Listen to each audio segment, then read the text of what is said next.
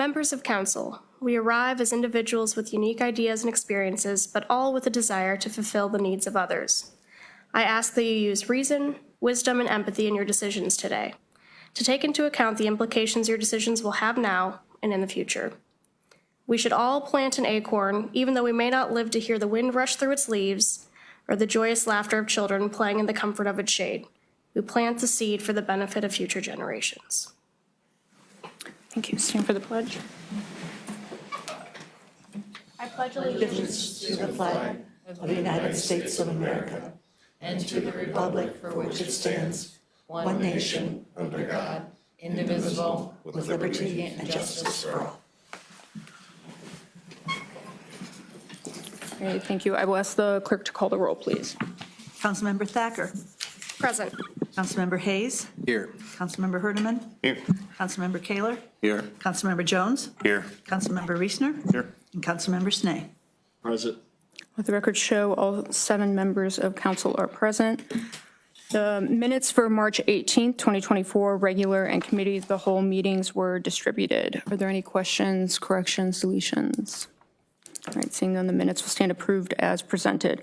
We are now under committee reports. Finance Committee, Councilmember Reesner. No report, Madam President. Thank you. Law and Community Planning, Councilmember Kaler. Thank you, Madam President. The Law and Community Planning Committee met in City Chambers on March 25th, 2024, starting at 5:15 p.m.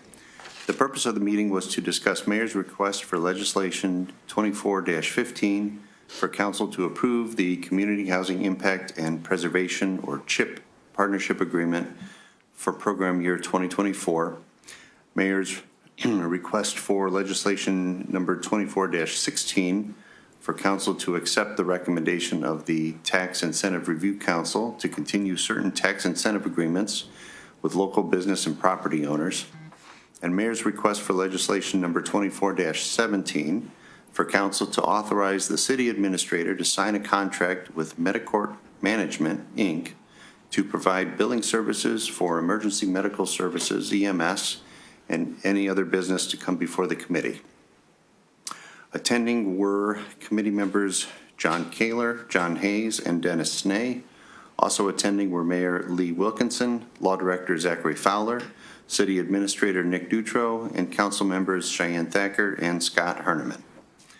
Councilmember Kaler started the meeting by opening discussions regarding Mayor's request for legislation number 24-17. City Administrator Nick Dutro introduced Tiffin Fire Chief Robert Chappell. Am I saying that name right? Chappell. I'm sorry. Chief Chappell, who spoke on the matter. Chief Chappell explained that the billing agent previously used by Tiffin EMS, Change Healthcare, will no longer be servicing Tiffin. Therefore, Tiffin must find a new billing agent. Chief Chappell researched several billing agents and recommends that Tiffin EMS enter into a contract with Medicorp Management, Inc. Chief Chappell also requested that City Council suspend the 3-reading rule and declare an emergency so that Medicorp may begin their onboard processing prior to Change Healthcare's contract terminating. City Administrator Dutro added that it is cost-effective for the City of Tiffin to use a billing agent rather than hire full-time staff to do in-house billing. Councilmember John Hayes moved to recommend that the Law Director draft legislation authorizing the City Administrator to sign a contract with Medicorp Management, Inc. for the administration of the emergency medical services billing for the city's ambulance service and declaring an emergency. Councilmember Dennis Snee seconded the motion. The motion carried with a vote of 3-0. Councilmember Kaler then addressed Mayor's request for legislation number 24-16. City Administrator Nick Dutro explained that the Tax Incentive Review Council, TIRC, annually discusses incentives for Tiffin businesses and then makes a recommendation to City Council. These businesses are economic movers in the city. Mr. Dutro then introduced TCEP President and CEO Aaron Montz. Mr. Montz explained that TIRC must review certain tax incentives one time every year. TIRC recommends continuing all of the current tax incentives. Mr. Montz pointed out that Webster Industries is not currently in compliance with the incentive conditions. However, Tiffin still receives more in income tax revenue from Webster's employment than it loses with the tax incentive. That Webster only has one more year left on its tax incentive, and Webster is trying to hire more people, but it's difficult for them to find help. Therefore, Turk recommended continuing Webster's tax incentive anyway. City Administrator Nick Dutro added that Tiffin receives far more income tax revenue than it does in property tax revenue. Councilmember John Hayes moved to recommend that the law director draft legislation accepting the recommendation of the Tax Incentive Review Council to continue certain tax incentive agreements with local businesses and property owners and declaring an emergency. Councilmember Dennis Snee seconded the motion. The motion carried with a vote of 3-0. Councilmember Kaler then addressed Mayor's request for legislation number 2415. City Administrator Nick Dutro explained that the Community Housing Impact Program, CHIP, provides financial assistance to local governments for the purpose of addressing local housing needs. Seneca County, the City of Tiffin, and the City of Fostoria are combined for purposes of receiving the local CHIP grant, with the City of Tiffin receiving approximately $350,000. The proceeds assist Tiffin residents in fixing their homes and other property issues. The program is administered by the Great Lakes Community Partnership and the Fostoria Economic Development Corporation. Councilmember Dennis Hayes moved to recommend that the law director draft legislation approving a CHIP partnership agreement with the City of Fostoria and Seneca County, authorizing the mayor to sign the agreement and declaring an emergency. Councilmember John Hayes seconded the motion. The motion carried with a vote of 3-0. With no other business to discuss, the meeting adjourned at 5:55 p.m. Thank you. Thank you. Any questions? Okay, thank you. Materials and Equipment, Councilmember Jones. No reports, Madam President. Thank you. Personnel and Labor Relations, Councilmember Hayes. No report, Madam President. Thank you. Recreation and Public Property, Councilmember Snee. No report, Madam President. Thank you. Street, Sidewalks, and Sewers, Councilmember Thacker. No report, Madam President. Economic Development and Downtown Planning, Councilmember Horniman.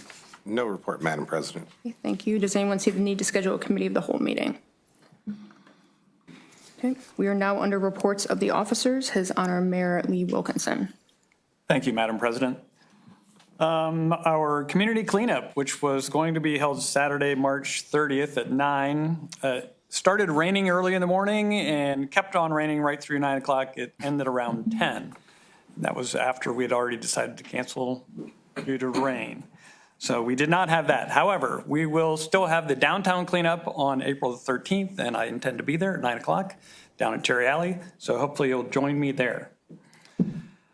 So this is the last city council meeting before the eclipse, April 8th eclipse. And here's what we know so far. The partial eclipse will begin around 2 o'clock, with the total eclipse beginning shortly after 3:10. I'm not going to get real specific with the time there. And last about 4 minutes. And then the partial eclipse will end around 4:30. The unknowns, we have no idea what the weather's going to be. We don't really know how many people are going to come to town, when they're going to arrive, or when they're going to leave. So there's a lot of big unknowns there. We will have a lot of visitors who are not familiar with our streets, so let's be kind to each other. You might see some distracted driving, some people driving the wrong way down our one-way streets. Continue to be kind to each other, watch out for each other. Let's be safe. The city building will be closed, but police, fire, and public works will be working to ensure public safety and to maintain the traffic flow. Extra police officers and firefighters will be on duty. The bicycle patrols will be out. Foot patrols will also be in the downtown area. The Tiffin Police Department will have their drone team working with the team from Tiffin University's Drone Academy, and we'll have a drone in the air to work with city engineer and public works to coordinate with the emergency services and identify any traffic problems. The police are going to set up traffic control at US 224 in Schaefer Park out by the hospital and Six's Corners. And you might see some CERT members, that's the Community Emergency Response Team members at those locations assisting with traffic control. Emergency calls still go to 911. Non-emergency calls go to 419-447-2323. That's just the police department. There will be limited parking on Market and Perry Streets, so watch for those signs. Those signs should be going up this week to alert you to the restricted parking there for this coming Monday. At Hedges Boyer Park, there will not be open to camping, but that's a great place to view the eclipse. Downtown is not the best place to view the eclipse because the lights will come on as soon as it gets dark, and then it will be more difficult to enjoy the event. When viewing the eclipse, do not look up at the partial or total eclipse without the protective glasses. You can get those protective glasses from the Chamber of Commerce, or several local businesses have those glasses for sale. There's also the mass wedding events happening at the East Green, and there will be music, I guess, down there. Bryce is here to give us an update on that here in just a couple of minutes. The National Weather Service forecast for next Monday, and realize this is a week away, so it could change drastically, is mostly sunny with a high of 64 degrees. So remember, let's just be careful and safe out there. Help everybody enjoy the eclipse experience. That would be great. Next, I would like to introduce Bryce Riggs and Marisa to give us an eclipse update. Perfect, we'll be quick. Real quick update about the eclipse. As Mayor alluded, less than a week away at this point. So Friday, just found out today that our new community guides were delivered today, this morning actually. So we'll be getting those out to the community, which will be really important. They've also hit all the turnpikes today as well. So that's extremely important that most up-to-date information will be out there. We'll also kick off our bingo, which will allow community members and visitors to kind of explore our own community. And then we'll just, business owners will just sign off on it. They'll submit it in through the online portal, and then we'll send out gift cards out for that. This Saturday, we have the 5K, the Dark 5K Glow Run. We have over, I think right now, 215 runners signed up. And they're coming from 10 different states. Right now, we're the only Eclipse Fun Run, or Eclipse Run, I should say, in the state of Ohio right now for that weekend, which is really cool. And then Sunday, we just announced Wally and the Bees will be playing at the East Green Amphitheater 5 to 7 p.m. next to the Eclipse Auto Care for their support and in partnership with us on that. So giving community members along with visitors more things to do. We did send out a survey asking folks when they plan to get here. It seems like most of the responses, folks are coming a night early, or if not 2 days early. So people are coming early. From the hotel's perspective, hotels are out. The Fostoria still has a few rooms available, which we've directed people to as well. And then that Monday is the Elope with the Eclipse, which is obviously it's taken off quite a bit. We're at 100. We closed it last Friday. We're at 150 couples traveling about 17,000 miles to Seneca County, and that's been really a good thing for us in terms of PR, along with all these visitors we're going to have. They're going to be here, and with, as Mayor Wilkinson alluded to, 65-degree weather. You know, hard not to ask for anything better than that. But things are really moving. We do want to thank, obviously, the city administration for their $10,000 support last year. It really helped kickstart a lot of our efforts, and really was the financial backing that we needed to take it to the next level. Krista Lutman, who's the representative for Mike DeWine's office, said today at the bicentennial meeting that of all the counties she covers, that Seneca County and Tiffin have the most things going on for the eclipse, which it's a testament to the work of our community, because a lot of community, whether it be the block party on South Washington Street, whether it be some of the events happening at Reams, whether it be some of the art showcases going on, there's so much happening that weekend, which it's good to give people things to do. Obviously, from a crime perspective and a safety perspective, if you give people options and opportunities, hopefully they use their time valuable and they explore our community. Marisa was going to talk a little bit about maybe business best practices real quick, and then we'll open up for any questions you guys have. That's okay, I'm like a pretty loud. Okay, I'll stand far away from it so it doesn't hurt your guys' ears. As much as we're preparing for the visitors, we also want to make sure that our businesses and residents are also taken care of. As Mayor Wilkinson said, we want everyone to be safe and have an enjoyable experience. Those who live in Seneca County, it's also a once-in-a-lifetime opportunity for them. So we did send out a business's best practice and toolkit for them that included things to post on social media, how to update their Google business hours, kind of tips and tricks to help visitors feel welcome, but also to see if they can take any economic impact that they can get from the influx of people while they're in town. And we just want everyone to come together and make this an enjoyable experience, and definitely appreciate everyone's support and how the community has come together. And we can't wait to have so many people in our community, and especially with the Elope at the Eclipse event, that they'll have Seneca County as part of their story, hopefully for a long time. So we are really looking forward to it. And if any businesses or residents or visitors that you happen to come across do have questions, we're more than happy to help answer those, and you can direct them to our office and we will help take care of them. Any questions right now? Wait, Yes. I didn't get, what is the wedding? That wedding, that mass wedding? It's Monday, it'll be during the 3/11, during the time of totality. Oh, yeah. Oh. Yep, so it's at the East Green Amphitheater. So couples can begin arriving at noon, and then the wedding will take place during totality. And we actually worked on an informational video today, because we know the more educated people are, the better. That will go out to all the couples and then also be posted on our website and on social media too, to give people hopefully answers to some questions they have. And one thing I told Mayor Wilkinson, and I told Nick Dutro this as well, but someone to look out. We were in, they did a full page article yesterday in the Toledo Blade. This Thursday, it'll be in the New York Times as well. And then Sunday, NBC Nightly News will be airing a special on it. And then CNN reached out. We have an interview set up tomorrow for that. So it's kind of cool to see it kind of take fire, to say the least. I joke with Nick, I'm a Lester Holt fan through and through. So when the NBC Nightly News called, I was like, we've made it, now we should retire. But apparently people still read the New York Times, but all good. Any other questions? I don't have a question. Just thank you very much for all your hard work on this. You guys have done an incredible job, and I know it's been a long journey that you guys have been preparing for this. So thank you for everything that you guys have done to help support this. Thank you. Thank you. I do have one question. Yes. In terms of directing people to you that might have questions, if we can't answer their questions, do you want us to send them to you like in person, digitally? I know you guys have like an online service that you can answer questions on, but. Yeah, so we're going to actually have our phones forwarded from the office to our cell phones for that weekend. So if they want to call their office, well, one of us will answer, which will be nice. And then I always say like Facebook Messenger always work, Instagram Messenger. Honestly, any way folks want to communicate with us, we're more than happy to be there of service.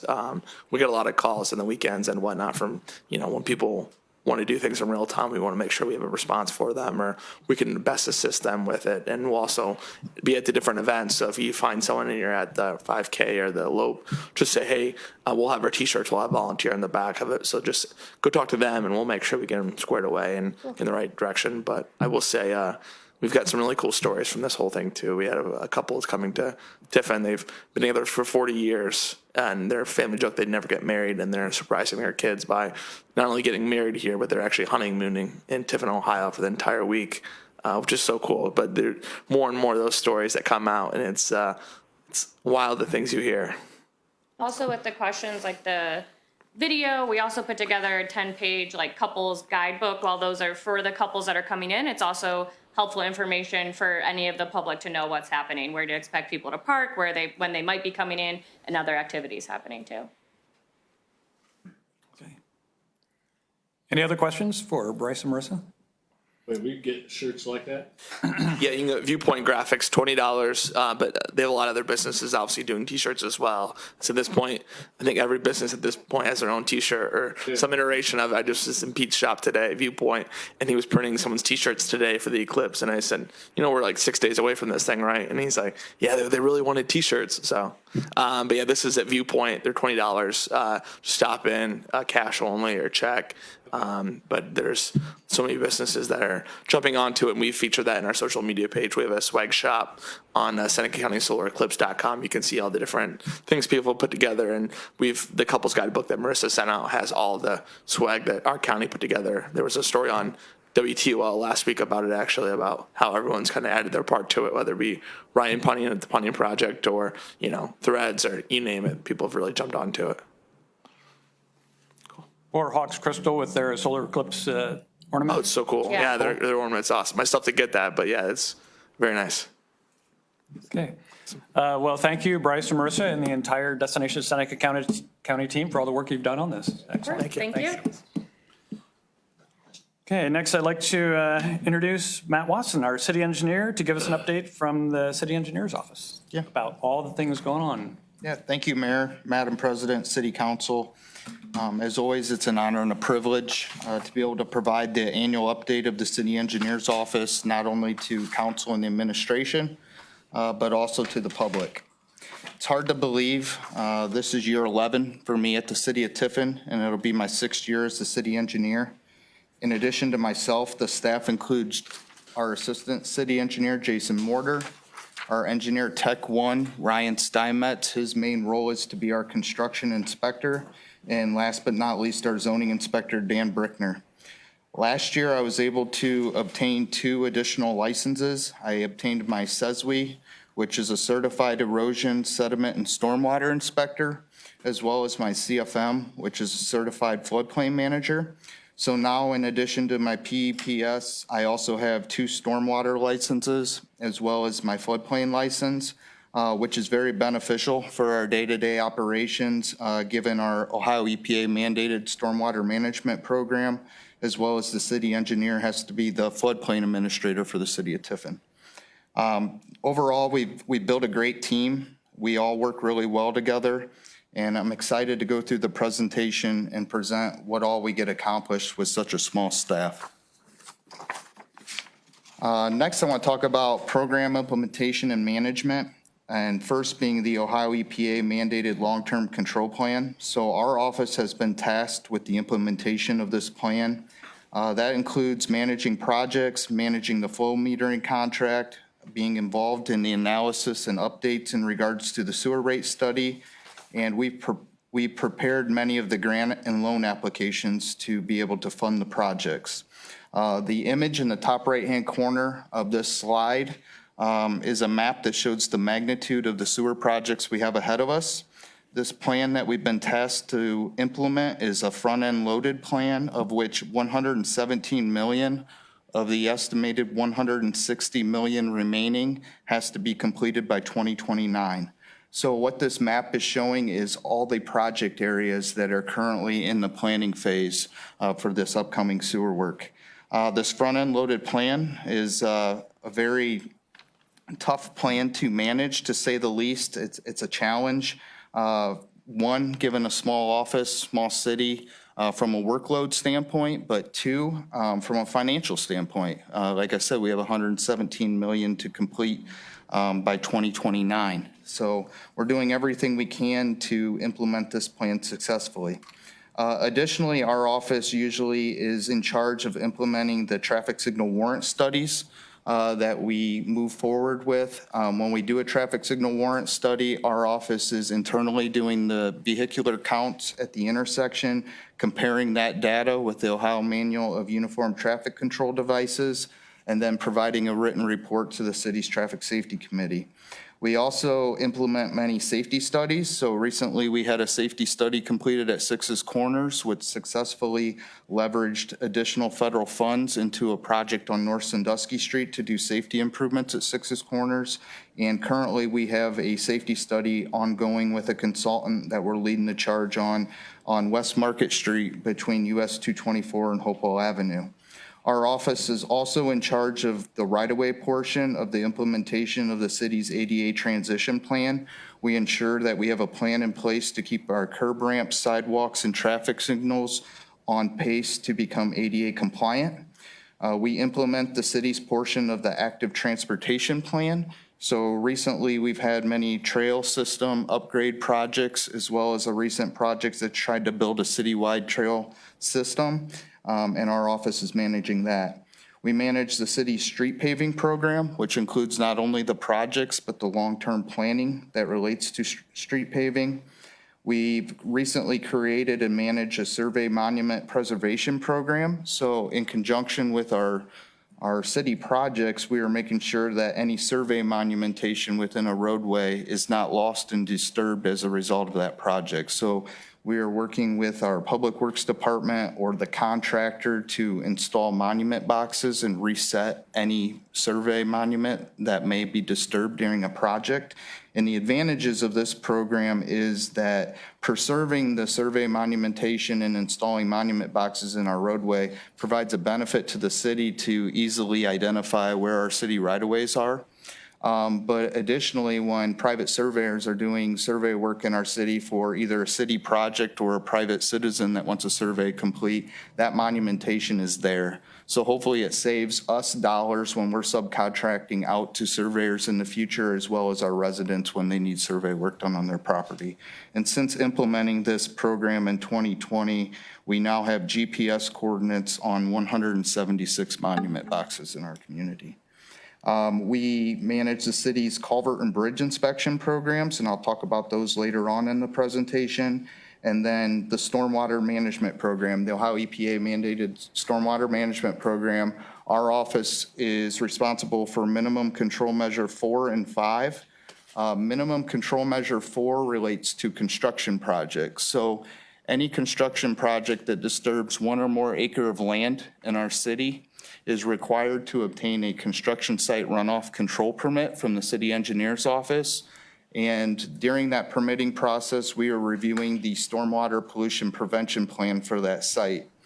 All the sites that disturb 1 acre or more of land are required to be inspected weekly or after a rain event of a ½ inch in a 24-hour period from the time that the site is disturbed at the beginning of the project until it's fully stabilized with grass at the conclusion. The developer has to have those inspections completed by either a professional engineer or a SESWI. So as I said, I recently obtained my SESWI license, and the developer has the opportunity to either have those inspections completed by a third-party consultant, or they can elect to utilize the services of the city engineer's office for those inspections for $75 per inspection. So last year alone, 289 construction site inspections were completed in our city as a result of the development. So whether we're doing the inspection or whether it's being done by a third-party consultant, all 289 inspections are being submitted to our office for review to ensure that there's compliance on those sites. Minimum control measure number 5 relates to post-construction. So our city has detention requirements in our city. And at the time that a site is developed, more than likely it will be installed with either a detention basin, retention basin, underground storage facility, or water quality control structure. And there are currently 43 of those stormwater facilities in our city, 11 which are public, 32 which are private, and all 43 of them have to be inspected on an annual basis per this Ohio EPA mandated stormwater management program. Those 43 facilities also have to be inspected by either a PE or a SESWI. Our office is doing the inspection on all 11 of the public facilities and many of the 32 private facilities. So those private facility owners have the option of utilizing a third-party consultant like the construction site runoff control permits, or they can elect to utilize the city engineer's office for those inspections at $250 per facility per year. Ultimately, again, all 43 facilities, those inspection reports are being submitted to our office for our review. And if there's any maintenance issues identified on any of the facilities, we're working with those property owners to get to compliance. Next, I want to talk about the permits that we're responsible for issuing. We issue floodplain permits, sewer tap permits, stormwater permits, which are the construction site runoff control permits that I previously spoke about, street cut permits and zoning permits. Last year, we issued 4 floodplain permits, 21 sewer tap permits, 8 stormwater, 108 street cut, and 165 zoning. The 108 street cut was a substantial increase from years past. That's primarily due to the Omnifiber project that was going on in our city.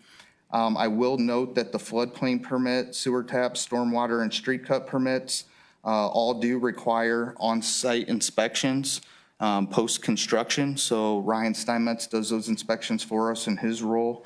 Of the 165 zoning permits that were issued, we also broke them down in the top right-hand corner of the screen into different categories. So there was 10 permits issued for dwellings, 12 for garages, 13 for industrial and commercial developments, 3 for swimming pools, 47 fences, 23 sheds, 20 decks and porches, 15 signs, and 30 demolitions.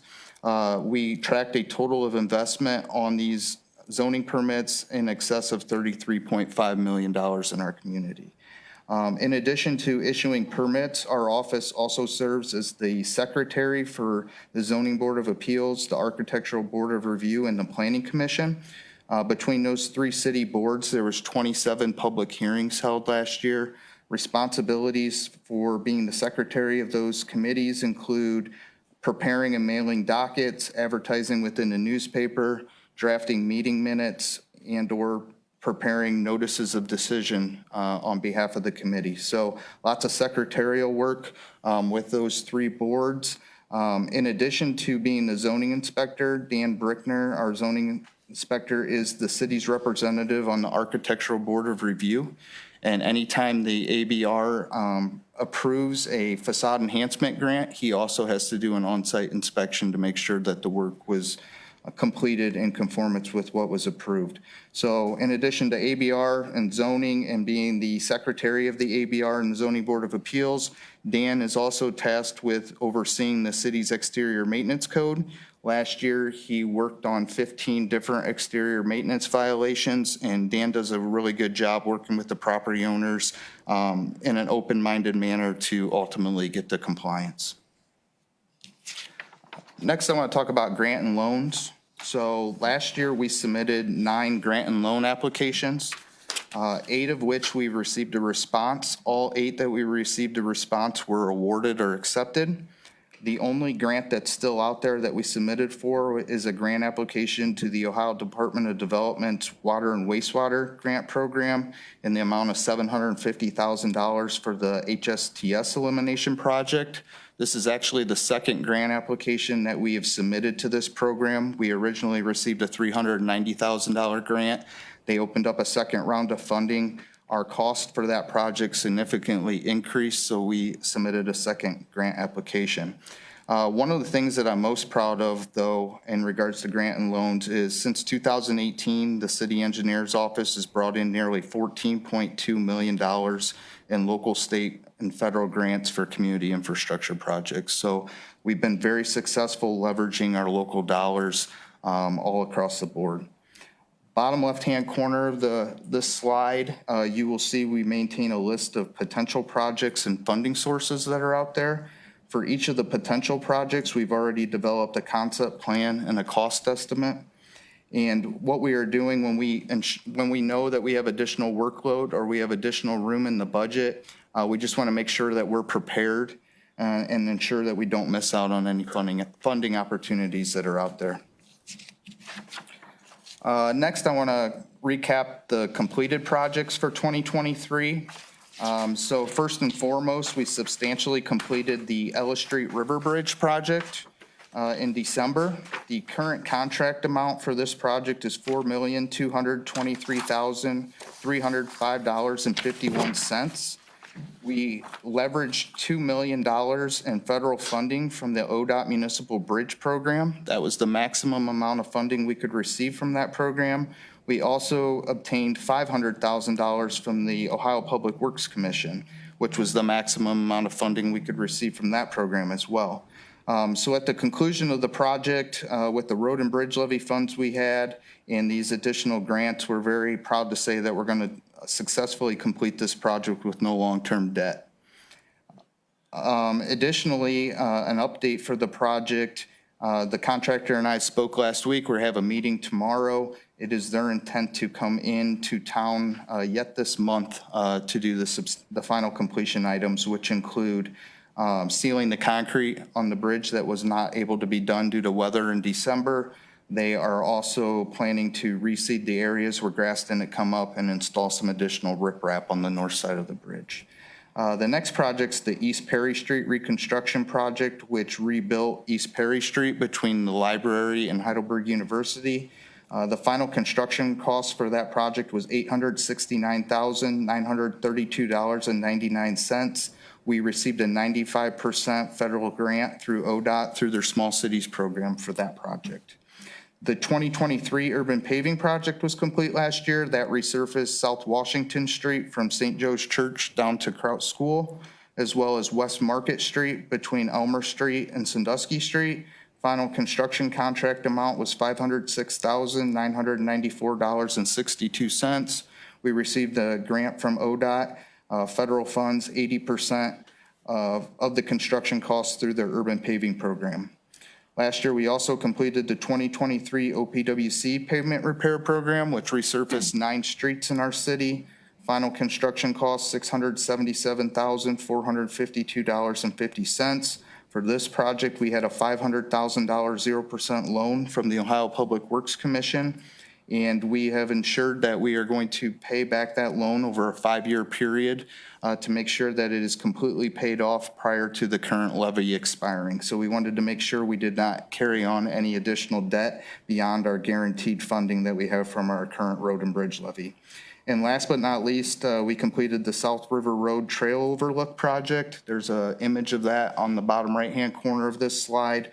Final construction amount, $48,740, in which we received a $22,000 grant from the Tiffin Community Foundation.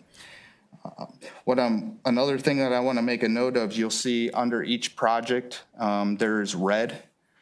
We brought outside funding in for every project, so just continues to show that each project we pursue, we are going out and trying to bring in whatever outside funding we can to help leverage our local dollars further. Our overall and objective and goal in managing projects is to reduce the amount of money spent on consultants by overseeing as many facets of the project that we can internally with our staff. So on the engineer side, we only have 3 employees, and we have a small staff, but I will assure you, if there's no grant funding available, we're doing everything in our power to do as much of the project internally.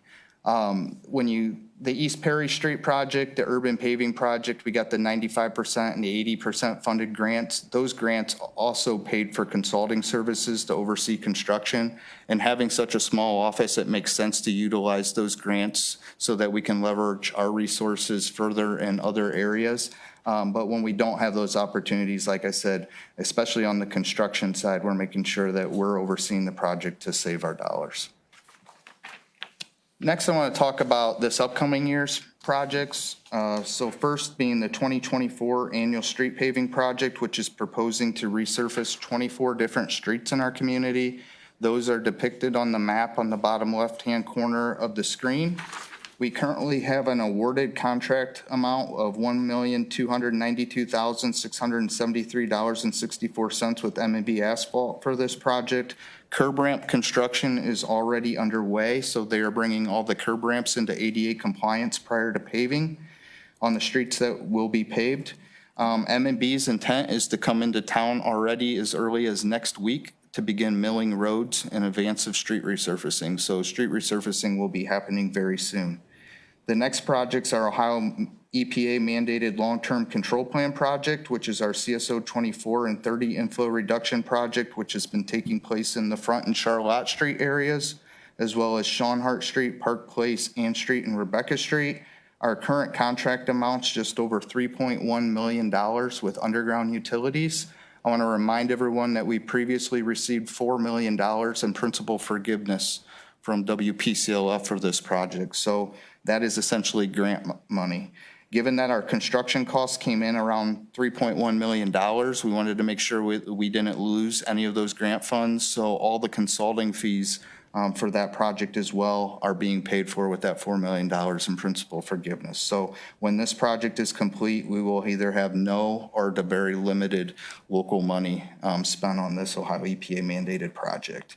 In regards to a project update, if weather would cooperate, the contractor is in town right now trying to do sewer lining on the existing sewers in the area from a maintenance standpoint. They plan to proceed with that work into early May. And then once that work is complete, we'll move forward with restoration, which would be topsoil and seeding, as well as roadway items, including sidewalks, curbs, and paving. The next project's the HSTS elimination project, which is proposing to eliminate 17 septic systems in our community. Our current contract amount is just over $1.5 million with our contractor Underground Utilities. Like I had said previously in the presentation, we received a $390,000 grant for this project from the Ohio Water and Wastewater Grant Program. We have a second grant application out there right now for $750,000. So we're eagerly awaiting the results of that. From a project update standpoint, all these septic systems will be eliminated by the end of the month, and then we'll move forward into restoration for that project as well. The last project on the list we're not managing, but it's worthy of noting, is the State Route 18 resurfacing project. This is being managed by ODOT.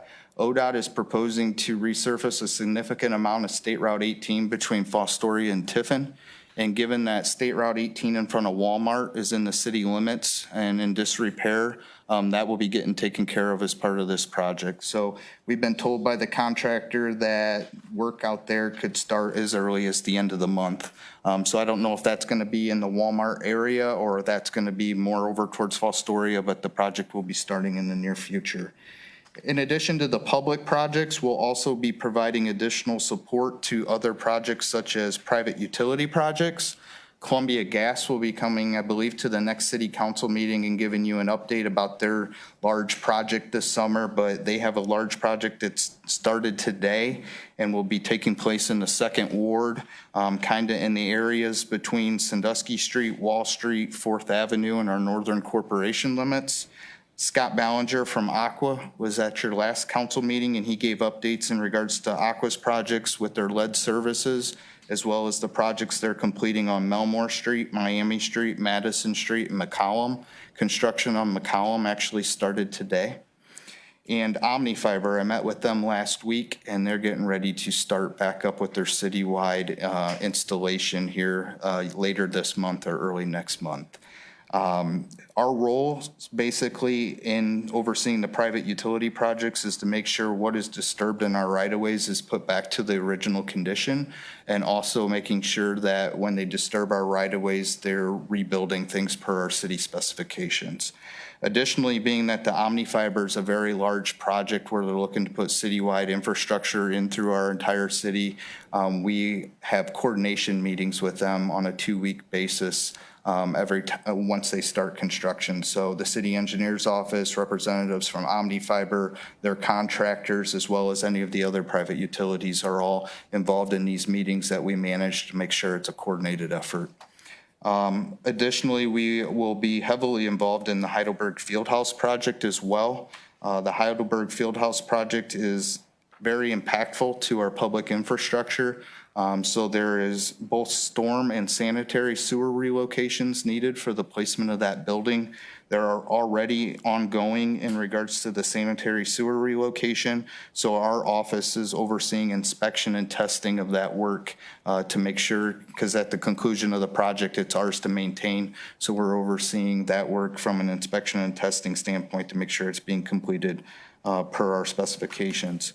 Additionally, at the conclusion of the project, we're calling it the Walker Street extension, but they'll be building a full-width road with on-street parking between Main Street and Walker Street, and we'll be overseeing the construction of that as well.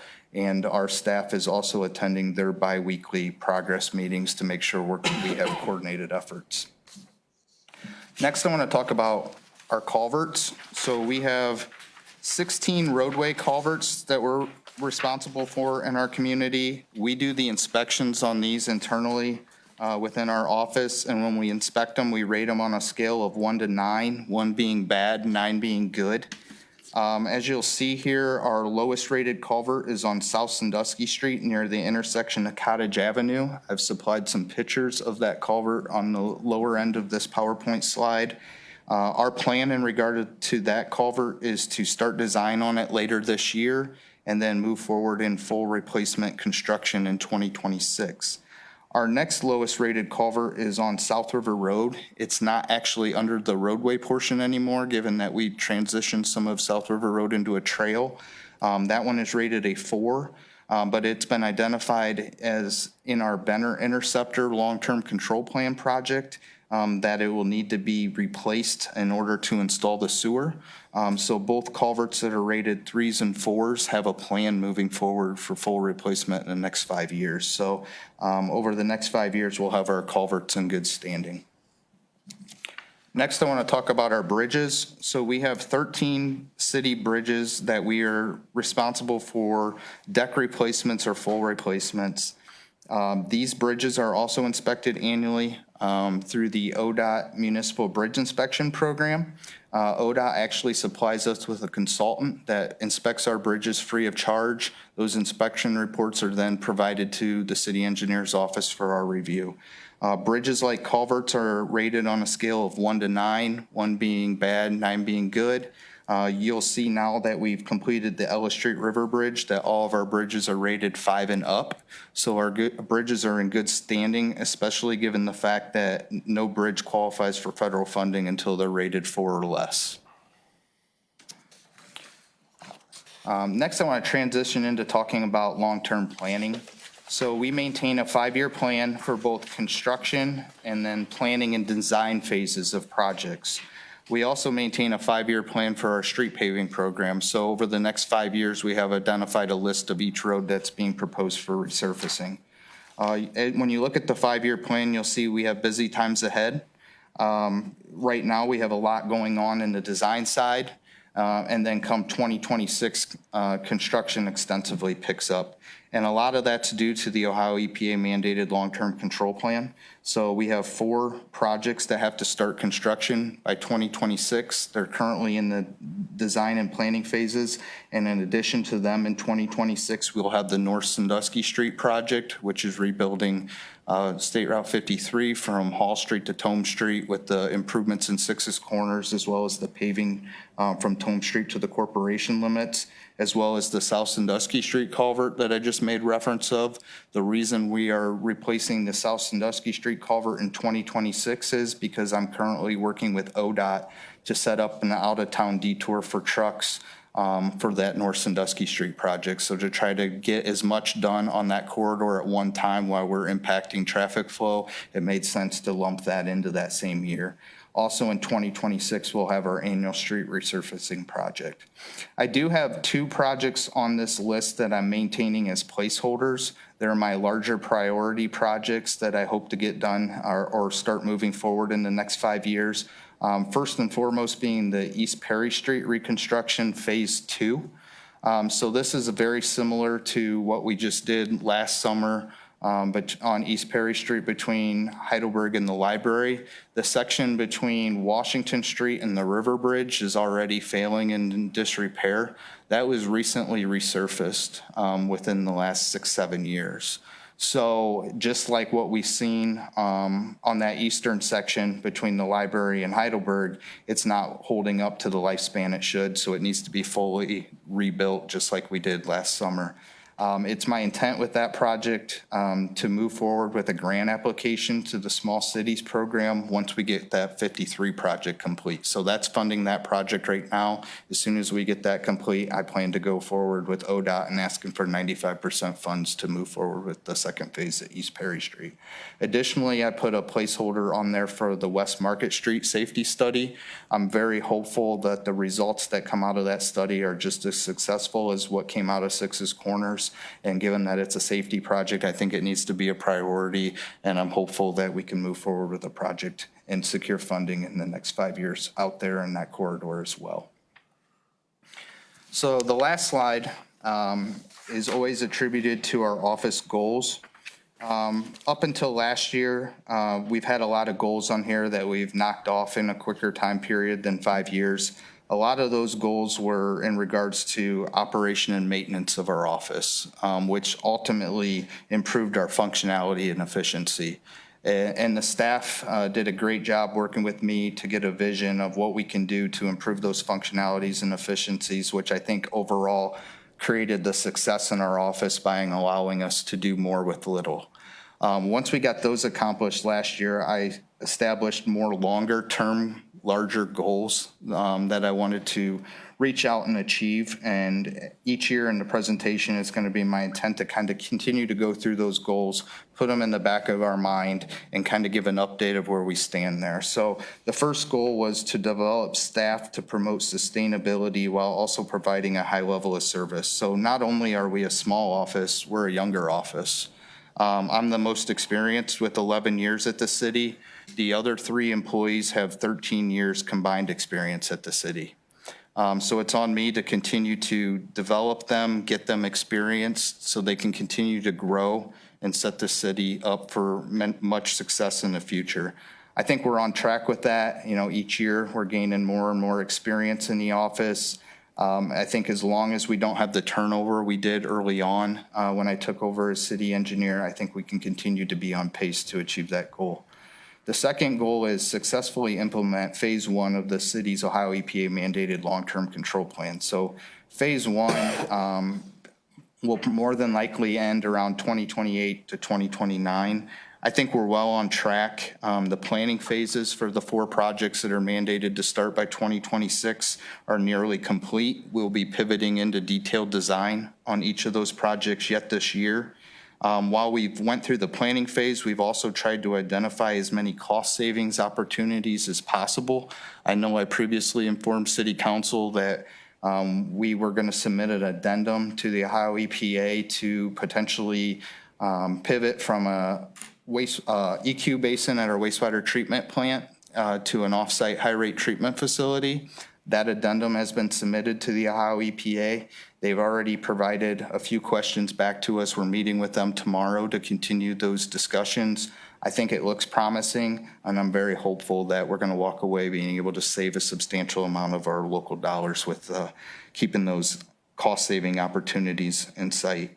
Additionally, we're securing funding via grant and loans. Like I said before, we're applying for grants and loans on anything and everything we can. So to date, we've secured below market rate loans for every facet of these long-term control plan projects. In the last 2 years alone, we brought in $5.7 million in principal forgiveness towards those projects that have to be complete in 2026. So I think we're on pace, and if we continue to do what we're doing, I think we'll come out of this first phase successfully.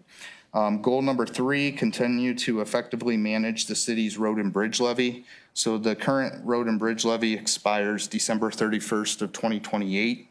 As I said, our bridges are in good standing now. Our culverts, we have a plan for. In the next 5 years, the culverts will all be replaced. The cost of the culverts is significantly less than the investment we've had to make into our bridges. So over the next 5 years, you're going to see a significant investment into our roadways. And I'm very hopeful over the next 5 years, the residents are going to see the conditions of our roadways substantially increase due to that increased investment.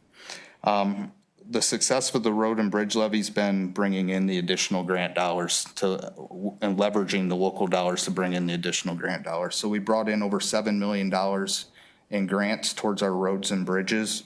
And essentially our residents are getting $2 of road and bridge improvements for every dollar of local investment due to the road and bridge levy. So I think as long as we continue to stay on track with what we're doing, we'll successfully manage the next phase and hopefully get lent the trust from the voters to continue this for many years to come.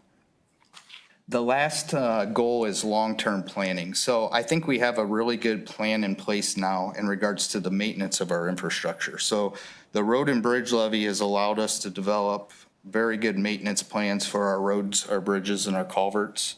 In regards to our sewers, we're doing a dig once approach with our long-term control plan. So when we go into an area to do sewer work, per the long-term control plan, we're not just looking at the project on how do we satisfy the Ohio EPA's requirements, but we're also looking at our existing infrastructure and making sure that if there's failing sewers, we're also taking care of those at that same time, or lining a sewer to make them last longer so that we're not coming in here and doing this $117 million worth of work and then coming back and digging it up 5 years later because a sewer that we didn't touch because the Ohio EPA is not requiring us to fails. So we got a plan in place now on our side, leveraging those sewer maintenance into the long-term control plan projects. And then our Public Works Department is also doing a great job developing a plan in regards to maintenance of our sewers as well. So they're looking at the sewers outside of the areas of our long-term control plan. So collectively, in regards to our infrastructure, we have a great plan in place for from the maintenance side of things. But what I really want to focus on, and my goal in regards to long-term planning, is looking more than 5 years out. I want to start looking at more transformational projects for our community. So I think our community continues to grow, and we need to make sure that our infrastructure is supporting the demands and the needs of our community. So that is one of the big things with that West Market Street safety study. I think we're going to come out of that with some very transformational type projects. I think that area has kind of outgrown itself, and that's what's causing the safety issues, the traffic flow issues, things like that. I've supplied the consultant that we're working with my thoughts, and my thoughts are pretty transformational changes. And I'm hopeful that those type of changes can be implemented into future projects to not only improve traffic flow and safety out there, but allow us to continue to grow out there and continue to bring in economic development to that significant corridor. Also, we're conceptually looking at other pieces of infrastructure like South Monroe Street, Jefferson Street. We have 2-lane, one-way roads. I mean, you can look out there right now on South Monroe Street and there's one car going down the road, but yet we have 2 lanes of traffic, right? And the more paved surface we have, the more runoff that creates, which puts more water into our sewer system, larger sewers we need, more runoff into the river, which is impactful downstream flooding, things like that. So is there opportunity to do road diets? Is there opportunity to retrofit those roads that actually fit the demands that are being placed on them? It's not just, this is a 2-lane, one-way road, this is what we've had, this is what we need to continue to maintain. We need to continue to look at how our city is actually utilizing the infrastructure we have. So really want to look forward into and set up a plan, not just over the next 5 years, but what we can look to achieve for more further down the road. So the last thing I want to leave everyone with before I open it up to questions, my last remark is, as always, I appreciate the opportunity and support that's been provided to me to be your city engineer. I think we've continued to raise the bar. It's come with a lot of hard work, not only by myself, but the staff. And I think we've been quite successful the past 6 years, and we've gotten a lot accomplished. Although nights like tonight, it's nice to take a step back and reflect on those successes. We do identify that there's still a lot more to be done. And as I said, I want to get into this long-term planning. There's a lot more that I want to get done, and there's a lot more that I think we can do for this community. So I look forward to continually to serve this great city and our residents and to continue to improve this city for many years to come. So with that, I'll open it up to any questions that anyone might have.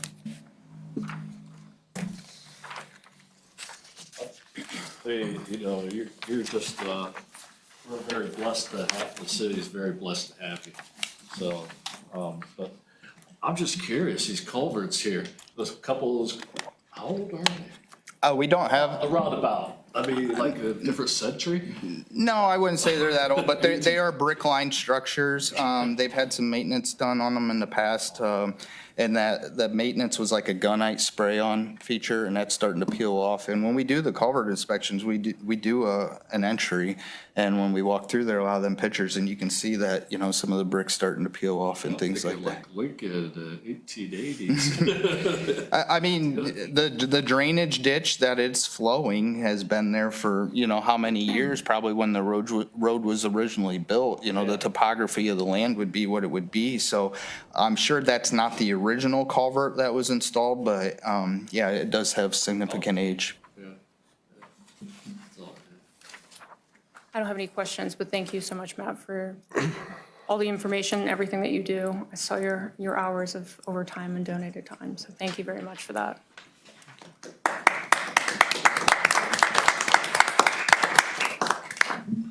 I agree. That does deserve a round of applause. And thank you very much, Matt Watson, and the entire engineering department. And we are, like Councilman Snee said, very fortunate to have you on our side. Oh, yeah. Thank you. Thank you. Okay, and that concludes my report, Madam President. Thank you. Clerk of Council, Ann Forrest. No report, Madam President. Director of Finance, Kathy Kaufman. Thank you, Madam President. I do not have a report tonight, but I just wanted to say a few words about ordinance 24-22. That's at a third reading tonight. And this is just that payment that we were talking about earlier. We had another ordinance where we were appropriating funds. We were transferring them over. Now that everything is in the correct fund where we will make that payment, we are actually now appropriating it into the appropriate account line so that I can make that payment. Does anyone have any questions? Any questions on that? Okay. Thank you. And Director of Law, Zach Fowler. Yeah, thank you, Madam President. I don't really have a report, but I know there's something Councilmember Reesner had asked via email that we didn't discuss at Committee of the Whole, which was about the legislation being asked for from the Finance Director. Do you have any questions on that or discussion? No, I'm okay. Okay. That's all I have. Thank you. We are now under written communications. We have Mayor's request for legislation number 24-18, CDBG 2024 application. Thank you. Mayor's request for legislation number 24-18 will be assigned to the Law and Community Planning Committee. Finance Director's request for legislation number F24-20 to amend the 2024 budget ordinance 23-94 to appropriate funds into the park budget. Thank you. Finance Director's request for legislation number F24-20 is prepared tonight as ordinance 24-31. Finance Director's request for legislation number F24-21 to amend the 2024 budget ordinance 23-94 to appropriate funds into the sewer fund budget. Thank you. Finance Director's request for legislation number F24-21 is prepared tonight as ordinance 24-32. And last, we have the Tiffin Municipal Court 2023 annual report. Thank you. This will be held on file in the clerk's office. And that concludes written communications. Thank you. We are now under oral communications. Anyone wishing to address council may step to the podium, sign in, and direct their questions to myself. Seeing none, we are now under motions. Are there any motions this evening? Okay, we are now under resolutions and ordinances.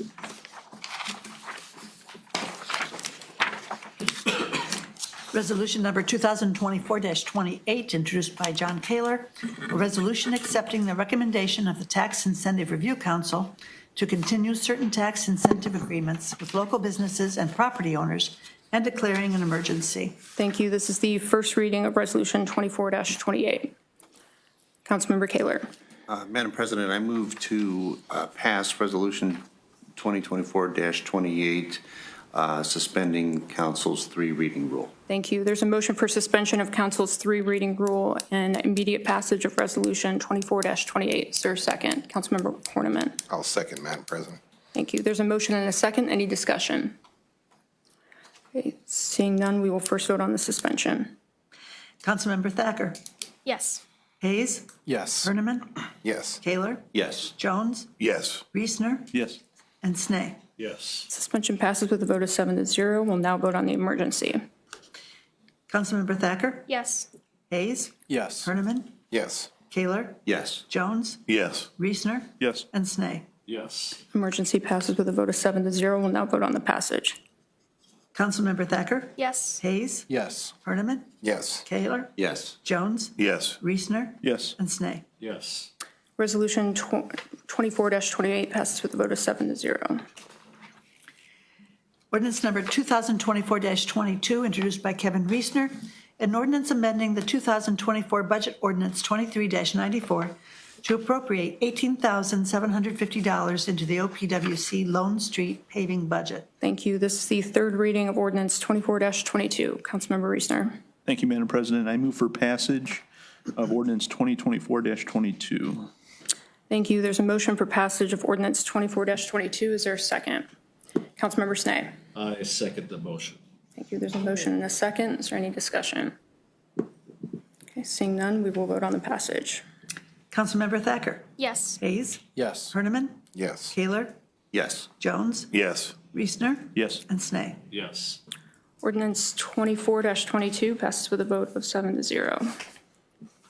Ordinance number 2024-24, introduced by Kevin Reesner, an ordinance amending the 2024 Budget Ordinance 23-94 to appropriate $5,550 into the State Highway Improvement Fund budget.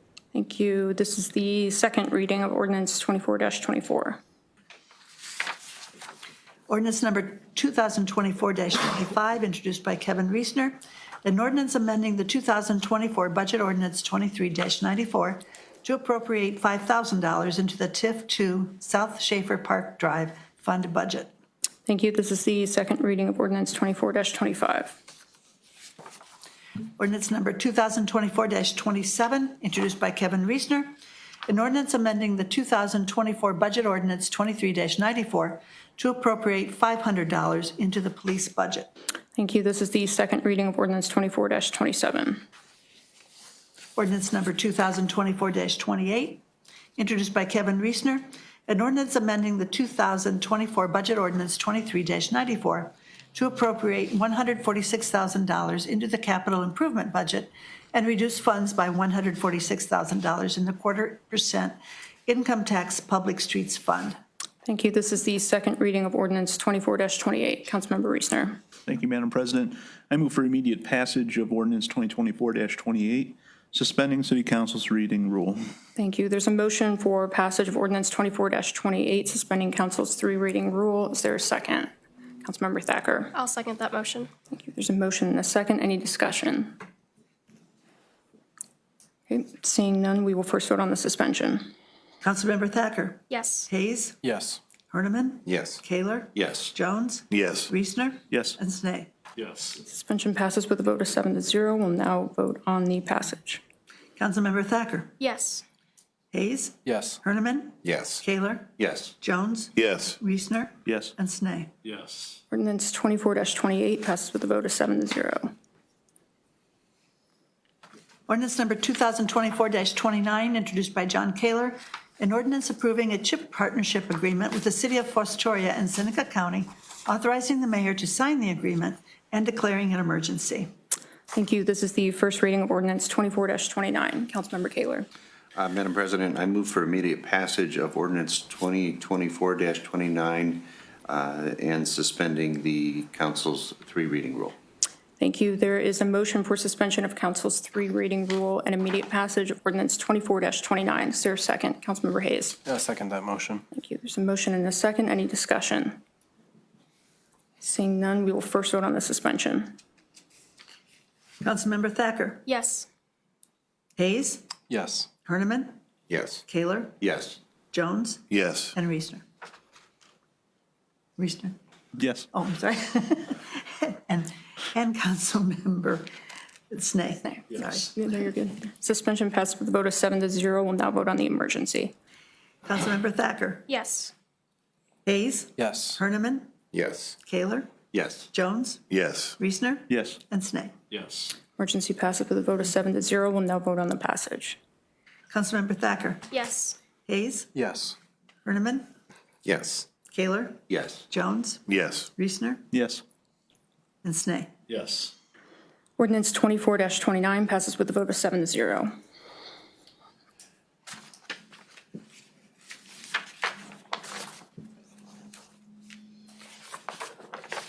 Ordinance number 2024-30, introduced by John Kaler, an ordinance authorizing the city administrator to sign a contract with a private firm for the administration of the emergency medical services billing for the city's ambulance service and declaring an emergency. Thank you. This is the first reading of ordinance 24-30. Councilmember Kaler. Madam President, I move for immediate passage of ordinance 2024-30 with a suspension of the council's three reading rule. Thank you. There is a motion for passage, immediate passage of ordinance 24-30, suspending council's three reading rule. Is there a second? Councilmember Thacker. I'll second that motion. Thank you. There's a motion and a second. Any discussion? Seeing none, we will first vote on the suspension. Councilmember Thacker. Yes. Hayes. Yes. Herniman. Yes. Kaler. Yes. Jones. Yes. Reesner. Yes. And Snee. Yes. Suspension passes with a vote of 7-0. We'll now vote on the emergency. Councilmember Thacker. Yes. Herniman. Hayes, Yes. Herniman, Yes. Kaler, Yes. Jones, Yes. Reesner, Yes. and Snee. Yes. Emergency passes with a vote of 7-0. We'll now vote on the passage. Councilmember Thacker, Yes. Hayes, Yes. Herniman, Yes. Kaler, Yes. Jones, Yes. Reesner, Yes. and Snee. Yes.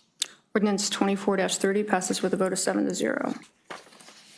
Ordinance number 2024-31, introduced by Kevin Reesner. An ordinance amending the 2024 budget ordinance 23-94 to appropriate $650 into the park budget. Thank you. This is the first reading of ordinance 24-31. Ordinance number 2024-32, introduced by Kevin Reesner. An ordinance amending the 2024 budget ordinance 23-94 to appropriate $100,000 into the sewer budget fund. Thank you. This is the first reading of ordinance 24-32. And that concludes the legislation. Thank you. That takes us under other business. Is there any other business to come before council this evening? City Administrator. Yes, thank you. So I had a question from the media over the weekend and thought it would be worthwhile to update council on this. I won't take up too much time. But as you probably are aware, the city has two, what are considered two level 3 DC fast charging units that are in City Lot 7. Those are, versus some of the other electric vehicle chargers you see in the city, these are owned and maintained by the city of Tiffin. We received a grant from AEP in 2020, which council had applied for at the time, for $150,000 to purchase, install those units. And then we also received $8,000 with a white family grant through the Tiffin Community Foundation that paid for some other amenities, signage, a few other things with those. With Q1 being over, I just thought it'd be interesting to let you know. So we do charge, we do have a fee for people to use that. Initially, for about the first year, we did not have a fee on people using those, but we have instituted a fee since then. So it costs around about 12 cents a minute for the electricity that produces. We actually charge for the first 15 minutes that somebody uses that 13 cents, so we don't take a huge profit from that, but we do make a little bit of money. And then 20 cents a minute after that. So if somebody were to leave their car there for 2 hours, we'd make a little bit more money than just the 12 cents it charges. So for the first quarter of this year, that is January through March, we made $737.75. And then all of last year, $3,838.53. So we're not making a lot of money off of it, but again, I had told the reporter, it's great that we're able to offer this service to the community. We will probably see more and more electric vehicles being used. I know the private sector has stepped up, and we see a number of these kind of pop up from time to time. Companies will add them to their properties, and that's really fantastic. But so far, ours has been had some use and is working out for us. So I just thought council might be interested in hearing that information. Councilmember Kaler, did you want to announce your committee meeting?